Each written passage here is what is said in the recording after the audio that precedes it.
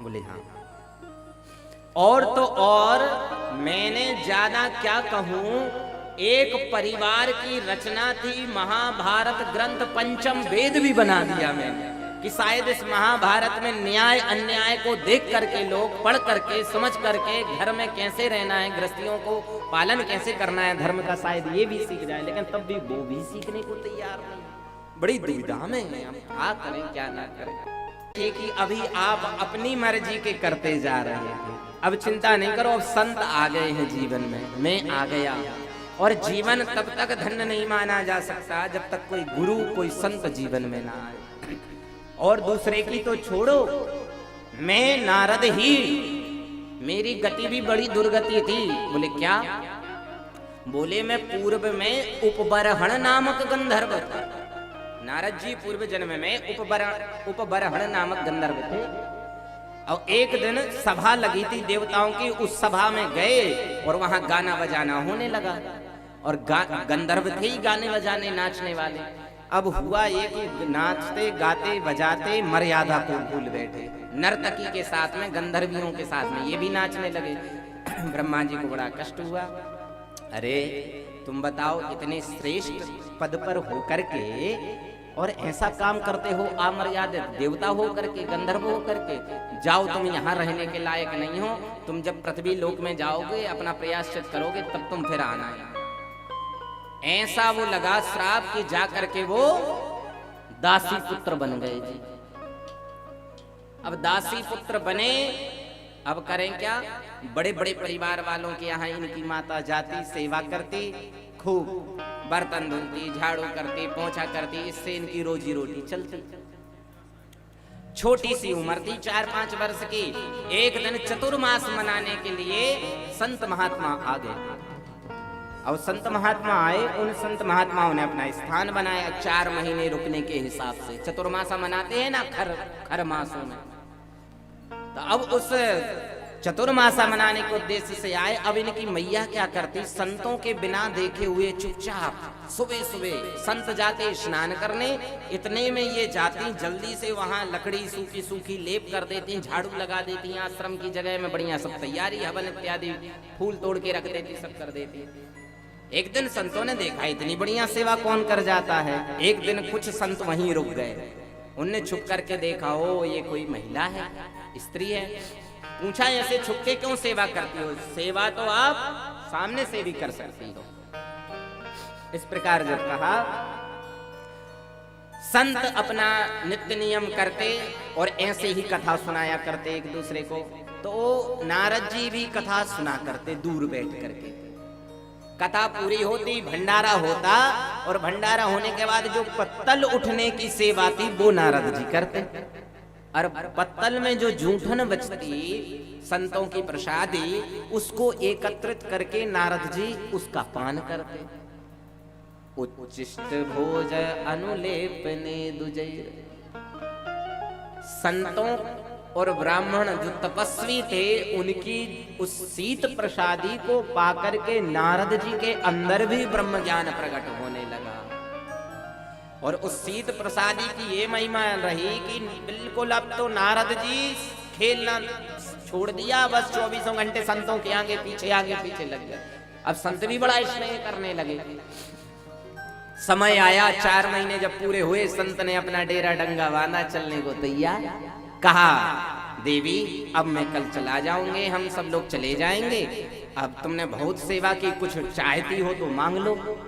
कहे बस महाराज कुछ नहीं, मेरे बेटे को आशीर्वाद दो। लेकिन नारद जी ने जब पता चला कि ये संत महात्मा कल चले जाएंगे, कौन हमें सत्संग कराएगा, कौन कथा सुनाएगा, कौन क्या करेगा, तो रोने लगे। मैं तो जाऊंगा संतों के संग।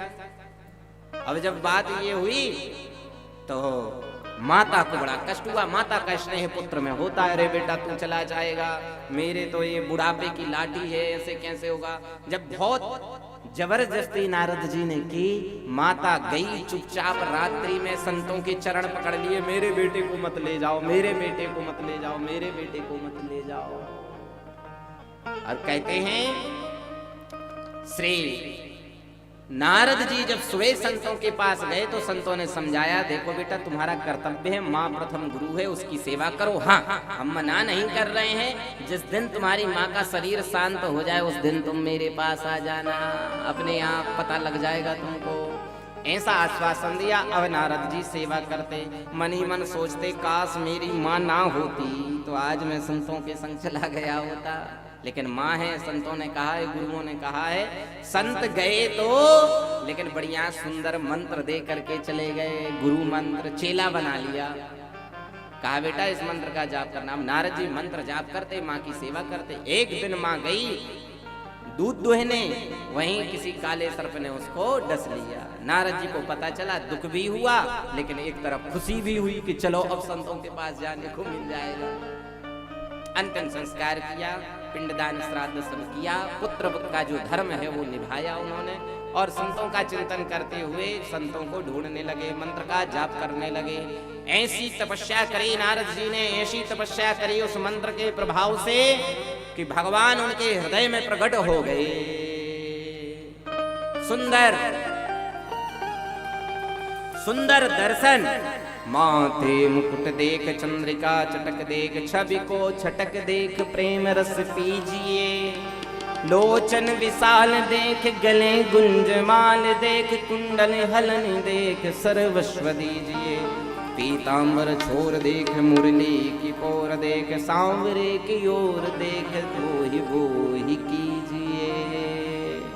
नारद जी ने जैसे ही देखा है भगवान की उस दिव्य छवि को और एकदम छवि अंतर्ध्यान हो गई, तो नारद जी विकल गए, रोने लगे, बड़बड़ाने लगे, चिल्लाने लगे, हे प्रभु कैसे ये स्थिति हो गई। आकाशवाणी हुई, नारद जी ये तो मेरी झलक है जो तुम्हें दिखा दी है, मैं ही भगवान हूँ। आकाशवाणी के माध्यम से भगवान ने कहा, तुम तपस्या करो, भजन करो और फिर तुम हमको प्राप्त होगे इस शरीर को छोड़ करके। समय आया, उत्तर दिशा की ओर नारद जी गए, भजन किया, मंत्र जाप, मम दृढ़ विश्वास, दृढ़ विश्वास करके मंत्र पर जाप किया। और ये हुआ कि जब शरीर छूटा तो बालक के रूप में सीधे ब्रह्मा जी की गोद से प्रकट हुए नारद जी। बोलो नारद जी महाराज की। भजन नहीं कर सकते, भगवान की सेवा नहीं कर सकते, लेकिन जो सेवा कर रहे हैं संत भक्त, उनके साथ में हो जाओ।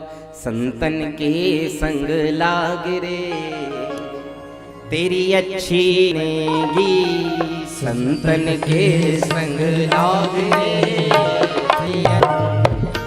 संग लाग रे तेरी अच्छी बनी,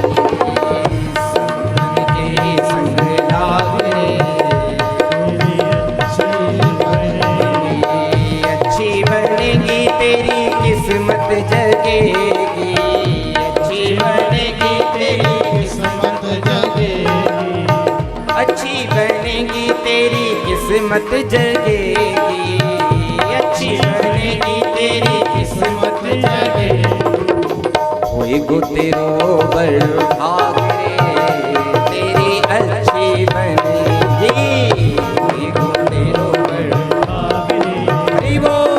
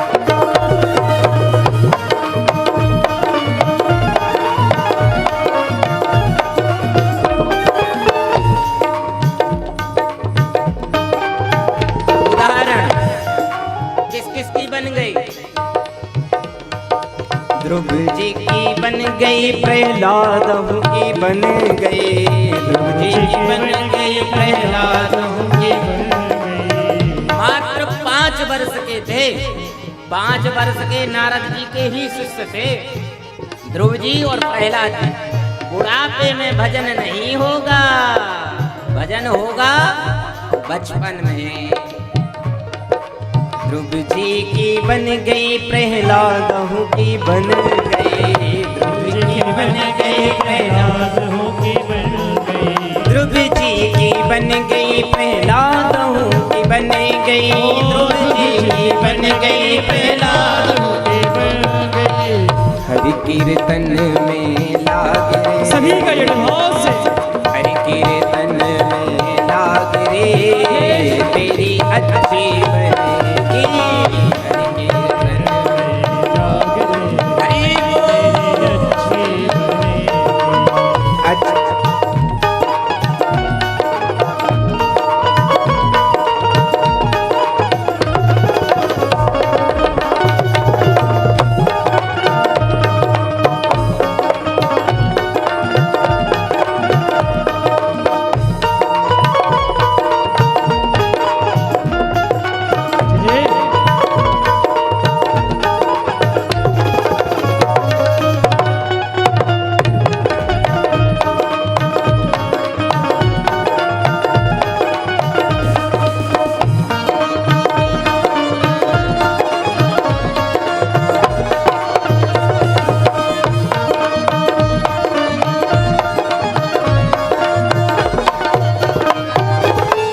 कागा से तुहे हंस करेंगे, कागा से तुहे हंस करेंगे, कागा से तुहे हंस करेंगे, कागा से तुम्हें हंस करेंगे। मिट जाए उर के दाग रे, मिट जाए उर के दाग रे, तेरी अच्छी बनेगी नर के संग। हो तेरी अच्छी बनेगी। और बहुत सुंदर शब्द पंक्ति कहते कबीर सुनो भई साधु, कहते कबीर सुनो भाई साधु, कहते कबीर सुनो भई साधु, कहते कबीर सुनो भाई साधु, कहते कबीर सुनो भई साधु, कहते कबीर सुनो भाई साधु। होए गो तेरो बड़ भाग रे, होए गो तेरो बड़ भाग रे, तेरी अच्छी बनेगी। होए तेरो बड़ भाग रे, तेरी अच्छी बनेगी। अच्छी बनेगी तेरी किस्मत जगेगी, अच्छी बनेगी तेरी किस्मत जगेगी। संतन के संग लाग रे, तेरी अच्छी बनेगी। संतन के संग लाग रे, तेरी अच्छी बनेगी। तेरी बिगड़ी ओ बनेगी, तेरी अच्छी बनेगी। तेरी बिगड़ी ओ बनेगी। तेरी अच्छी बनेगी, तेरी बिगड़ी बनेगी। मोह निशा में बहुत दिन सोए, इस संसार के चक्कर में रात्रि में सोते रहे।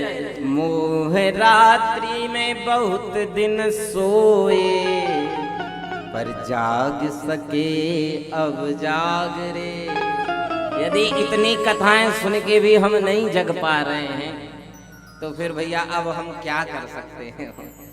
भगवान साक्षात बैठे हैं, व्यास जी कथा भी सुना रहे हैं, इसके बाद भी दिमाग की बत्ती नहीं खुल रही है, तो फिर अब इस बीमारी का कोई इलाज नहीं है। जाग सके तो जाग रे, तेरी अच्छी बनेगी। पर करना होगा एक उपाय, संतन के संग लाग रे, तेरी अच्छी बनेगी। नारद जी कहते हैं व्यास भगवान मैं मिल गया हूँ, चिंता करने की कोई बात नहीं, मैं उपाय बताता हूँ। बोले क्या? बोले संसार में तुमने जितने वेद पुराण शास्त्र सब बतलाए हैं ना, सब ठीक हैं, सब अच्छे हैं, लेकिन ये संसार का व्यक्ति है, त्वरित लाभ चाहिए इसको, स्वार्थ त्वरित देखता है। बोले हाँ। तो बोले फिर क्या करूं? बोले तुमने सारे शास्त्र साधनों से भगवान से जोड़ तो दिया, लेकिन भगवान से प्रेम करना नहीं सिखा पाए। व्यक्ति आसक्त वहीं होता है जहां प्रेम हो, और प्रेम उसी से होता है जिस पर विश्वास हो, जिसके प्रति अनन्य भक्ति हो। कहें कैसे होगा? बोले ऐसा कोई रचना, ऐसा कोई पुराण बनाओ जो भगवान से प्रेम कराना सिखा दे। उसमें लड़ाई झगड़ा ताम झाम वाला सिस्टम नहीं, केवल भक्त और भगवान, बस दोनों की कथा और किसी की कथा नहीं। और सारे वेद पुराण शास्त्र उपनिषदों का वो सार भी हो, क्योंकि कलयुग है, कलयुग में इतने ग्रंथ, इतने वेद, इतने पुराण तो कोई पढ़ नहीं पाएगा। तो एक ही पुराण के पढ़ने से सारे फल मिल जाएं, ऐसी कोई ग्रंथ की रचना करो। बोले अच्छा। बोले हाँ। बोले कैसे लिखूं? बोले बस चिंतन करो, परमात्मा का सब हो जाएगा, उपाय मैं बता देता हूं। तो नारद जी ने व्यास जी को चतुर्श्लोकी भागवत सुनाई। अहमेवाशमेवाग्रे नान्यद यद सद सत्परम पश्चादहम यदेतच्च योगस्येत सोऽस्म्यहम् ऋते अर्थम यत् प्रतीयेत ना प्रतीयेत चात्मने तद विद्यादात्मनो मायां यथा भासो यथा तमा यथा महान्ति भूतानि भूतेषुश्चावचिष्वनु प्रविष्टानि तथा तेषु न तेष्वहम् एतावदेव जिज्ञासम् तत्त्वजिज्ञास्वनात्मना अन्वय व्यतिरेकाभ्याम यत् स्यात् सर्वत्र सर्वदा, यत् स्यात् सर्वत्र सर्वदा। बस यही समझ लो कि जो कुछ दिख रहा है, जो कुछ नहीं भी दिख रहा है, यत्र तत्र सर्वत्र केवल और केवल एक सत्ता है, वो है भगवान की। और ये चतुर्श्लोकी भागवत सुनाई है नारद जी ने व्यास जी को, और 18 अक्षर मंत्र दिया है। 18 अक्षर, 18 अक्षर का मंत्र था। भागवत जो उपासक हैं, जो भागवत जी का अध्ययन करते हैं, भागवत जी के शुरुआत में ही जब जहां पूजन लिखा हुआ है भागवत जी का, वहीं 18 अक्षर मंत्र लिखा हुआ है, 18 अक्षर का मंत्र। यद्यपि वर्तमान में वो निम्बार्क पीठ है ना, जो श्री जी के उपासक हैं, उनका वो गुरु मंत्र भी है वही, इसलिए इसको मंच से सार्वजनिक नहीं कर सकते। बस जिसको पढ़ना हो वो पढ़ लेना। 18 अक्षर हैं, और ऐसे वो एक एक अक्षर ब्रह्म है। उन एक एक अक्षर में से, एक एक अक्षर से व्यास जी भगवान ने 1,000 श्लोक बनाए, इसलिए 18 अक्षर हैं और 18,000 श्लोक हैं। ऐसी दिव्य रचना की व्यास जी।